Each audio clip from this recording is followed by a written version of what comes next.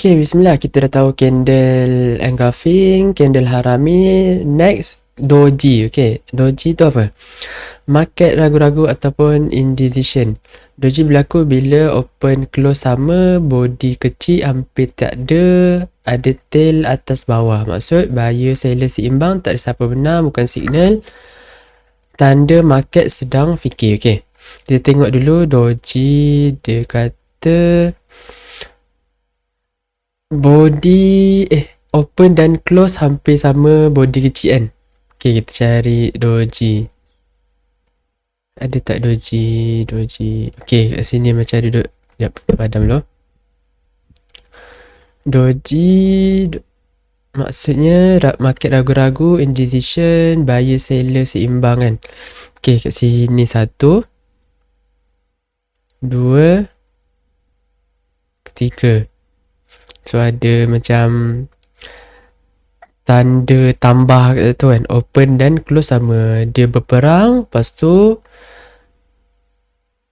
closing dia tempat yang sama. So tak ada siapa menang. Buyer seller seimbang. Okay, seterusnya jenis doji. Standard doji, market neutral, tunggu arah, body kecil, tail atas bawah. Okay, yang ni standard doji lah yang kita cakap tadi.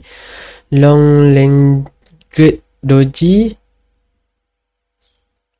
doji, tail atas bawah panjang, volatility tinggi tapi tak ada keputusan. Okay, jap. Ini macam kena Google dulu. Macam mana bentuk dia? Sekejap long leg. Sebab saya selalu guna doji je. Tail panjang atas, tail panjang bawah. Dah. Jenis-jenis. Okay. So sama macam standard doji ke? Okay, tak apa. Volatility tinggi tapi tak ada keputusan. Long legged. Okay, ini maksudnya mungkin tail dia panjang lah. Tail dia panjang. Kalau dragon doji, dragonfly, tail bawah dekat panjang, hampir tak ada tail kat atas. Okay, tail bawah kat panjang, tak ada seller cuba tekan tapi buyer ambil alih. Tail bawah panjang. Okay, kita cari dulu dragonfly doji, tail bawah panjang. Okay, macam ni kan. Kalau kita tengok kat sini, dragonfly doji, tanda warna biru, warna putih. Okay, seller cuba turun tapi buyer ambil alih balik kan. Kita tengok. Seller cuba tekan tapi buyer datang balik. Okay, gravestone doji maksudnya tail hampir panjang, tail kat atas, hampir tak ada tail kat bawah. Ni sebaliknya lah. So kita cari dulu gravestone. So gravestone kita cari ni. Kat sini ada gravestone.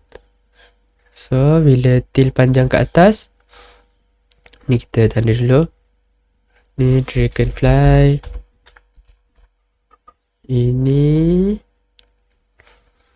gravestone. So dia panjang dekat atas kan. So tail panjang kat atas, ni tail panjang kat bawah. Ni standard doji ataupun long legged doji. Lagi bila doji penting? Dekat support lepas trend panjang dalam fasa reversal zone. So market mula hilang arah, potensi perubahan. Okay, so kalau kita tanda kat tadi, so memang dia berlaku dekat area reversal zone lah. Kat sini tengok, dia bila dekat atas dia pusing. Kat sini bila dekat bawah dia jadi pause kejap, dia flat. Lagi contoh dekat doji lagi. Kat sini pun ada macam gravestone kan.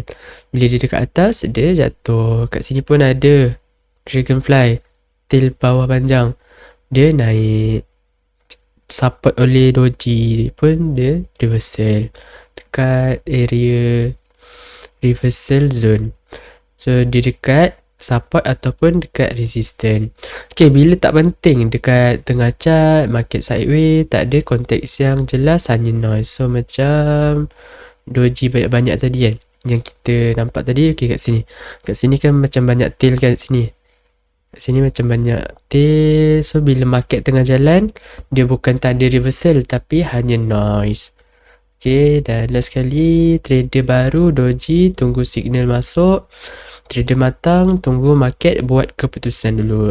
Dan tengok adakah dia dekat reversal zone, dekat resistance ataupun dekat support.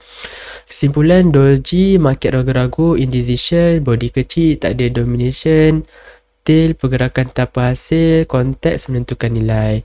Okay, last sekali, overall trend besar lah, overall trend kita kena tengok lah sekarang current price dekat location mana. So konteks sebelum dia tengah buat apa, konteks selepas dia tengah buat apa.